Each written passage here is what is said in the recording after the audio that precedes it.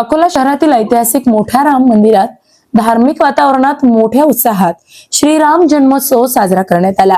या निमित्ताने महाआरतीचा कार्यक्रम भक्तिभावाने संपन्न झाला। यावेळी हजारो भाविक उपस्थित होते। भगवान श्रीरामाच्या भक्तीत तल्लीन होत भाविकांनी महाआरतीत सहभागी होऊन आपला भक्तिभाव व्यक्त केला।